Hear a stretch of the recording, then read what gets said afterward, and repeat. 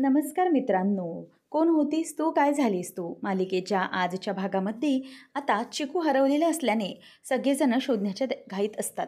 तर कावेरी, विद्या सगळीकडे जिथे काही जण बसलेले असतात तिथे जाऊन चेअरवर वगैरे बघतात. तर एक मूल तिथे असंच उभं असतं.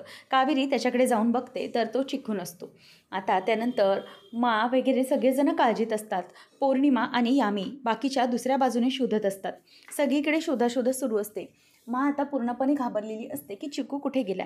त्याच वेळेला आता तिथून पौर्णिमा येते आणि म्हणते की वहिनी, काय करायचं काहीच कळत नाही आहे. मला खूप भीती वाटते. चिकू कुठेही सापडत नाही आहे. सगळीकडे शोधलं. तेव्हा आता त्याचबरोबर इथे पौर्णिमा म्हणते की आता काय होणार आहे ना, काहीच कळत नाही आहे. कसं शोधणार होतं पण चिकूला. तर इथे यश मात्र सगळीकडे शोधत असतो. त्याचंही तीच घाईघाई सुरू असते. तेवढ्यातच आता पौर्णिमा म्हणते की तो बघा यश आला. आता यश धावत धावत येतो आणि त्याच्या हातामध्ये चिकू असतो. आता त्याच वेळेला चिकूला पाहिल्यावर पौर्णिमा आणि यामी सगळेजण विचारतात की काय झालं, कुठे होता चिकू, कुठे सापडला. तेव्हा आता पौर्णिमा ही घाबरते आणि कावेरी चिकूला जवळ घेते आणि म्हणते की सांगा ना यश, कुठे होता तो. त्यावेळेला आता त्याच वेळेला यशला ती त्याला घेते आणि विचारते, यश तुमच्या डोक्याला काय लागलं. तेव्हा यशला फ्लॅशबॅकमध्ये आठवतं. तो सगळं सांगायला लागतो की मी जेव्हा चिकूला शोधत होतो त्यावेळेला समोरून एक व्हॅन आली आणि तिने धडक दिली, त्यामुळे माझ्या डोक्याला जरासं लागलं. आता चिकूला लगेच माग येते आणि म्हणते की बघू त्याला काही झालं तर नाही आहे ना. तेव्हा मग सगळेजण बघतात तर त्याला काहीच झालेलं नसतं. पण कावेरी विचारते की पण चिकू होता तरी कुठे. तेव्हा आता तो सगळं सांगतो की चिकूला रस्त्यावरती ठेवलं होतं. आता हे ऐकल्यानंतर सगळ्यांना जबरदस्त असा धक्का बसलेला असतो की चिकूच्या बाबतीत हे नेमकं आणि कसं काय घडलं. तर इथे आता मा ही म्हणते की चला आता काही ऐकायचं नाही, आपण सगळेजण चला आपण घरी जाऊया. आता यश तू गाडी काढ. आणि इथे माने चिकूची दृष्ट्या देखील घरी जाऊन काढलेली असते. आणि मग यश कावेरी आणि विद्याला घेऊन येऊन म्हणतो की काहीच काळजी करू नका, चिकू अगदी सेफ आहे, तुम्ही घाबरू नका. तर इथे आता दोघीजणीही खूप घाबरलेले असतात. मा ही तेवढ्यातच दरवाजात दोघींना थांबवते. म्हणते की तुम्ही दोघीजणीही प्लीज तिथेच थांबा दरवाजावरती. तेव्हा त्या दोघीही तिथेच थांबतात. आणि मा म्हणते की मी तुम्हाला एक गोष्ट सांगते. आता तुम्ही इथे जे काही ऐकाल ते पूर्णपणे नीट लक्ष देऊन ऐका. हे बघा, व्यवसायामुळे आधी मी माझ्या घरातली एक मुलगी गमावलेली होती आणि तरीही मी तुम्हाला या व्यवसायाला संधी दिली. का तर मला तुम्हा सगळ्यांनी तुम्ही समजावलं की आजची ही जग बदललेलं आहे, आजची जनरेशन वेगळी आहे, त्यामुळे सपोर्ट करायचा असतो, पाठिंबा द्यायचा असतो. मी ते सगळं काही तुमचं ऐकलं आणि तुम्हाला पाठिंबा दिला.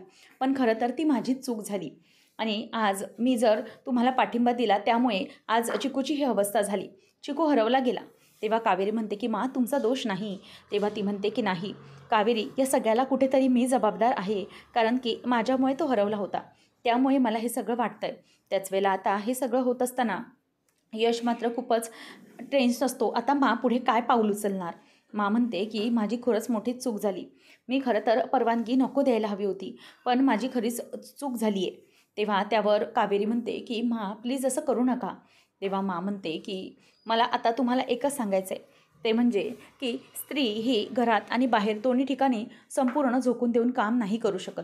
एका ठिकाणी तरी तिला थोडंफार स्वतःचं मन कमी खेचावंच लागतं. त्यामुळे आता मी एकच गोष्ट विचारेन, ते म्हणजे की तुम्ही कशाला जास्त प्राधान्य देणार आहात. आज जर सगळ्या गोष्टी झाल्या नसत्या तर आपला चिकू कदाचित असा हरवला नसता. सगळं नीट असलं असतं तर, किंवा मी चिकूसोबत असली असते तर. तेव्हा मग मा म्हणते की की चिकूचं हे सगळं झालं त्याला कुठेतरी मीही जबाबदार आहेच. तेव्हा मग कावेरी म्हणते की मला माहिती आहे, पण चिकूला मी तुमच्याकडे दिला होता, मला एवढं लक्षात येतं आहे. मा म्हणते की हो ना, मी कावेरी तुला दोष देतच नाही आहे. ही चूक सगळी माझी आहे, कारण मी चिकूची जबाबदारी व्यवस्थित घेऊ शकले नाही. तर का मी तुम्हाला परफॉर्मन्ससाठी किंवा स्टेजवर मदत करण्यासाठी किंवा पाठिंबा देण्यासाठी आले होते. म्हणूनच काही ना काहीतरी कारणावरून, कोणत्या तरी कारणावरून हा व्यवसायच या चिकूच्या गोष्टीला जबाबदार धरला ना. त्यामुळे मला आता एकच गोष्ट हवी, ते म्हणजे की तुम्ही दोघींनी आता ठरवायचं आहे तुम्हाला काय करायचं आहे. तुम्हाला तुमचं घर आणि ह्या घरातल्या मूल आणि ह्या गोष्टी हव्या असतील, की तुम्हाला तुमचा व्यवसाय हवा आहे. या दोघींपैकी आता तुम्हाला एकाची निवड करावी लागेल आणि मला माहिती आहे तुम्हाला हा निर्णय आत्ताच घ्यावा लागेल. दोघींनी ठरवा. तेव्हा कावेरी आता विद्याकडे बघायला लागते. विद्या म्हणते की वहिनी, काही झालं तरीही आपलं मूल हे आपल्याला पहिली प्रायोरिटी असायला हवं. आपलं घर आणि आपलं मूल सोडून आपण दुसरा कोणताही पहिला विचार करू शकणार नाही आहे. त्यामुळे मला असं वाटतं की आपण आपलं हे व्यवसायाचं स्वप्नही ना इथेच थांबवूया आणि आपण आपल्या पुढच्या गोष्टींना लागूया. त्यावेळेला कावेरी म्हणायला लागते, पण विद्या वहिनी तुमचं स्वप्न. तेव्हा मग ती म्हणते की हो वहिनी, स्वप्न आहे, पण आपल्या घरापेक्षा तर ते मोठं नाही, त्यामुळे आता आपण या गोष्टीचा काहीच विचार करू शकत नाही. कावेरी ही म्हणते की बरोबर आहे तुमचं, आपण आपल्या स्वप्नापेक्षा कुठली दुसरी गोष्ट मोठी समजू शकत होतो, परंतु आता नाही. व्यवसाय हा नंतर, अगोदर आपलं घर आणि आपलं मूल. तेव्हा मग मला ती म्हणते की आमचा निर्णय पक्का झाला आहे, ते म्हणजे की आम्ही पहिले आपल्या घराला प्राधान्य देतो आहे आणि सगळ्यात पहिले मी कोणाची तरी बायको आहे, कुणाची तरी आई आहे आणि कुणाची तरी सून आहे, हे माझ्या लक्षात येतं आहे. त्यामुळे आता आमचं हे स्वप्न आम्ही इथेच दारापाशी ठेवून पुढे प्रवेश करतो आहे. असं आता म्हटल्याबरोबर दोघीजणी एकमेकींकडे बघून रडत असतात. खरंच त्यांचं स्वप्न तुटल्यासारखंच त्यांना झालेलं असतं, कारण की हे स्वप्न उराशी बाळगूनच दोघीजणींनी स्वप्नाला तिच्या ध्येयाला सुरुवात केलेली असते. आज इतका मोठा तो पुरस्कार त्या दोघीही जिंकल्यात, परंतु या यश म्हणजेच या चिकूच्या गोष्टीमुळे त्या दोघींना पुन्हा एकदा मागे यावं लागतं, ते फक्त ह्याच गोष्टीमुळे. तर आता त्यावरच लगेचच कावेरी म्हणते की आम्ही आता या गोष्टी मागे टाकतोय आणि पुढे जातोय. तर आता हे सगळं होत असताना कावेरी हात जोडते आणि माची माफी मागते आणि म्हणते की माफ करा. आणि त्या दोघीजणी हात जोडतच घरात प्रवेश करतात आणि जी ट्रॉफी असते ती ट्रॉफी तशीच तिथे त्यांच्या उंबरट्यावरती ठेवूनच आतमध्ये येतात. तेव्हा दोघीजणींनी हात जोडल्यामुळे म्हणते की हे बघा, तुम्ही दोघींनीही प्लीज मला हात जोडण्याची काहीच गरज नाही. खरं तर चुकी तुमची नाही दोघींची, खरं चुकी माझी आहे, कारण मी व्यवस्थित माझी जबाबदारी पार पाडू शकले नाही. तर यावेळेला आता विद्या आणि कावेरी दोघींचंही स्वप्न तिथल्या तिथेच अडकलेलं असतं. नंतर यशला डोक्याला मार लागल्यामुळे कावेरी त्याला मलमपट्टी करून देत असते. यश म्हणतो की कावेरी, असं काय करताय तुम्ही? तेव्हा आता ती म्हणते की थांबा, तुम्ही जरा इथे बसा. तेव्हा त्याच्या डोक्याला लागलेलं असताना तो कावेरीला म्हणत असतो की कावेरी, हे बघा, तुम्ही प्लीज चुकीचा विचार करू नका, सगळं काही व्यवस्थित होईल. आणि हो, मला इतकं लागलेलं नाही आहे, तुम्हाला इतकं काही असं करण्याची गरज नाही आहे, थांबा. तेव्हा मग कावेरीला तो म्हणतो की आणि तुम्ही पण इतक्या डिस्टर्ब होऊ नका, सगळं काही व्यवस्थित होईल, तुम्ही प्लीज स्वतःला अपराधू समजू नका, यातनं तुमची काहीच चूक नव्हती, ते घडलं ते काही योगायोगाने घडलं असेल, त्यामुळे तुम्ही अजिबात कुठलंही टेन्शन घेऊ नका, मला पण मी समजावतो. तेव्हा यश हे जे सगळं काही बोलत असतो, त्यामुळे कावेरी म्हणते की यश, तुम्ही प्लीज जरा शांत बसा, मला समजतंय की तुमच्या डोळ्यात वेगळंच दिसतंय आणि तुम्ही बोलताय वेगळंच, मला कळतंय सगळं. तेव्हा तुमच्या तोंडातही तुमच्या डोक्यावर जे काही टेन्शन आहे ते मला सगळं कळतंय. तेव्हा यश म्हणतो की बरोबर, हां, आणि मी विसरलंच होतो ना, माझी कावेरी तिच्या यशच्या मनातलं सगळं काही ओळखू शकते न सांगता, बरोबर ना? असं कावेरी आता त्याच्याकडे बघतच राहते. नंतर मग ती म्हणते की यश, मला काळजी वाटते, माने सांगितलं आहे की याची शिक्षा ते स्वतःला करून घेणार, मला खूप भीती वाटते की नक्की काय करून घेतील स्वतःच्या बाबतीत. यश म्हणतो की नका काळजी करू, मी आहे ना, मी मला समजवेन, तुम्ही अजिबात घाबरण्याची गरज नाही आहे, मी बघतो काय करायचं ते, मला आपण कोणत्याही प्रकारचा काही त्रास होऊ द्यायचा नाही. तर इथे दुसऱ्या दिवशी कावेरी ही खूपच काळजीत असते, कारण की काही झालं तरीही कुठल्याही प्रकारचा निर्णय घ्यायला नको. कावेरी म्हणते की नाही, मला माचं जरा वेगळंच वाटतंय बोलणं, त्यांनी काही चुकीचं करून घ्यायला नको म्हणजे झालं, असं कावेरी सांगत असते. त्यानंतर मग आता इथे ही खूपच जास्त सकाळी टेन्शनमध्ये असते आणि सकाळी पहाटे अगदी ब्रह्ममुहूर्तावर उठून ती देवीजवळ आलेली असते. नेहमीप्रमाणे देवीजवळ दिवा लावते आणि हात जोडते आणि म्हणते की तुळशी माते, मला माहिती आहे माझ्याकडून खूप मोठी चूक झाली, माझी जबाबदारी मी झटकल्यासारखे झाले, म्हणूनच आता स्वतःच्या चुकीचं प्रायश्चित्त मला घ्यायचं आहे, त्यासाठी मला बळ दे. तर कावेरी सकाळी येऊन बघते तर तिच्या टायमिंगला उठलेलीच असते आणि कावेरी बघते तर काहीतरी करण्याचा प्रयत्न करते. आता कावेरी तिथे कडे बघते, त्यावेळेला हंड्यातलं जे पाणी असतं ते पाणी घेऊन स्वतःच्या डोक्यावरती ओतण्याचा आता ती सुरुवात करते. तेव्हा कावेरी म्हणते की ह्या काय करतायत, इतक्या पहाटे कुडकुडणाऱ्या थंडीमध्ये थंड पाणी स्वतःच्या अंगावर ओतून घेत आहेत, किती कुडकुडतायत त्या, किती थंडी वाजते आणि स्वतःला किती त्रास करून घेत आहेत त्या, फक्त एका गोष्टीमुळे. असं म्हणून आता कावेरी खूप घाबरत असते. हात जोडते आणि म्हणते की देवी, मला माहिती आहे तुळशी माते की हे जे सगळं काही झालं आहे ना, या सगळ्याला मी जबाबदार आहे आणि त्यासाठीच मी आज स्वतःच्या त्या चूक घडली त्याचं प्रायश्चित्त घेण्याचं ठरवलं आहे. म्हणूनच आता ती म्हणते की मी पदर पसरते तुझ्यासमोर, माझ्याकडून ही जी काही चूक झाली ना, मी माझी चूक पोटात टाक आणि सगळ्या गोष्टी व्यवस्थित होऊ दे, काही झालं तरीही मला माझ्या चुकीचं प्रायश्चित्त घेऊ दे.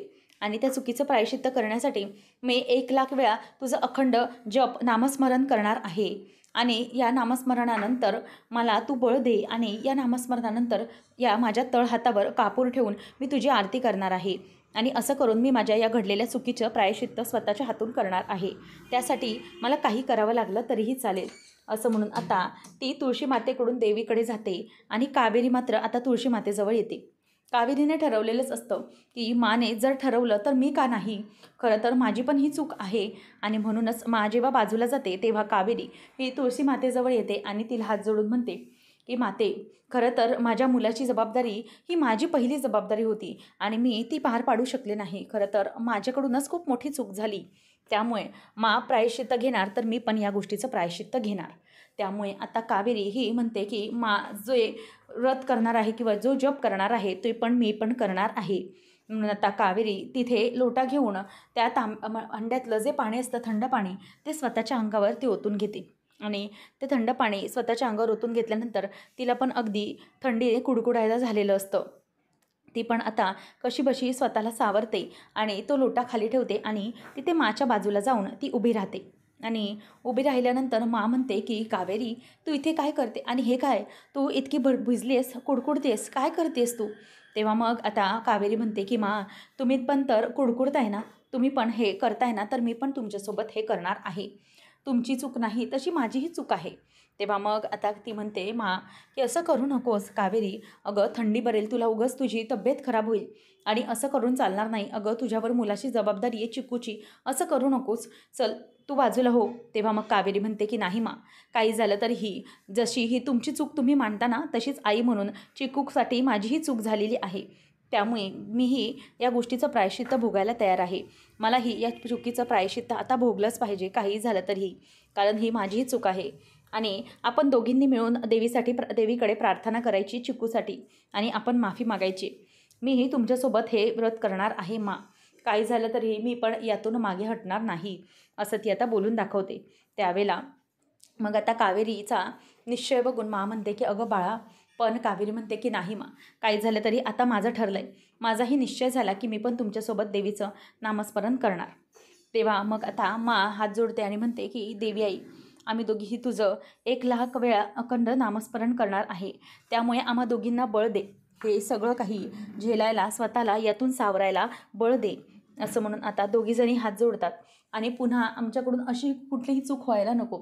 कावेरी आता हात जोडून असते. मा म्हणते की आज मी माझी जबाबदारी विसरले, अशी चूक माझ्याकडून पुन्हा कधीही होऊ नये, अशीच देवी तुझ्याकडे प्रार्थना आहे. आणि असं म्हणून तिने आता त्या नामस्मरणाला सुरुवात केलेली असते आणि ते सुरुवात करत असताना इथे आता कावेरी आणि मा दोघेही खूप कुडकुडत असतात थंडीने, पण त्यांना ते व्रत पूर्ण करायचंच असतं. तर इथे आता कावेरी ही कुडकुडत असताना विद्या त्यांना बघते आणि यशला उठवायला जाते.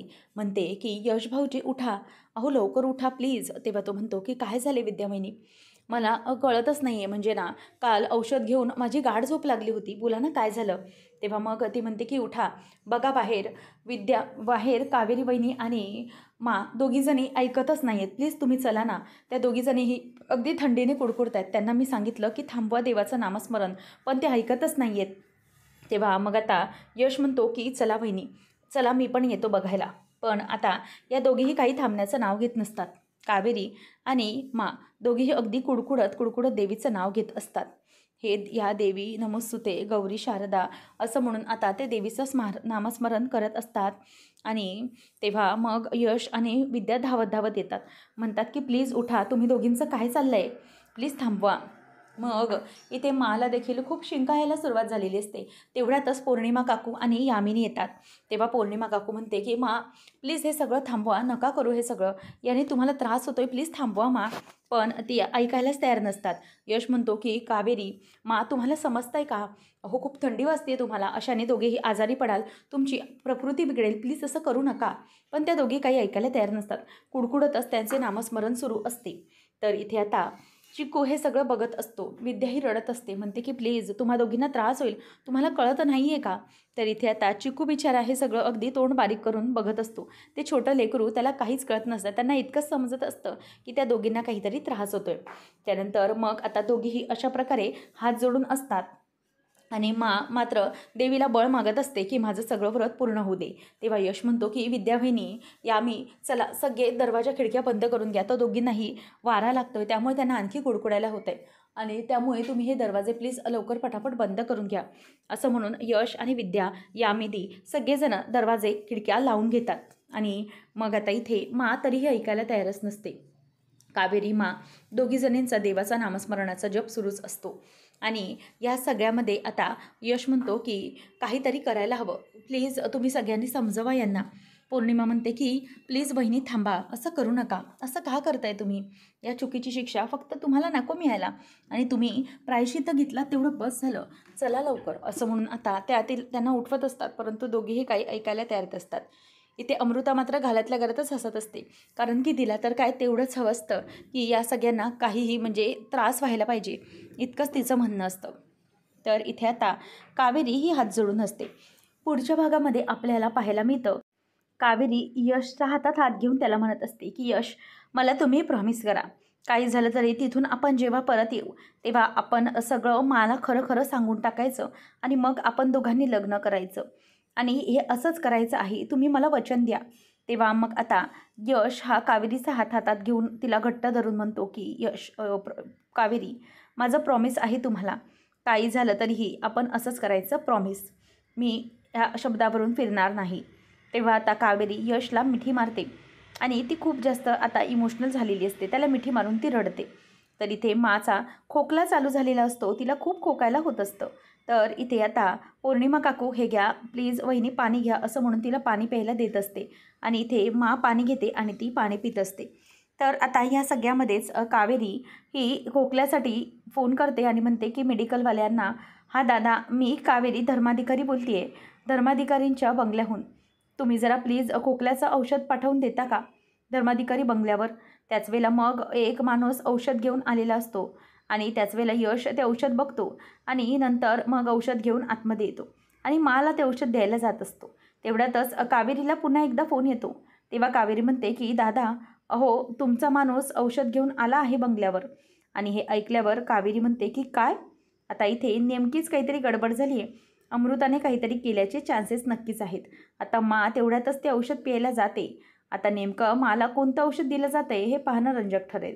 अशाच अपडेटसाठी आताच आपल्या चॅनलला सबस्क्राईब नक्कीच करा. धन्यवाद.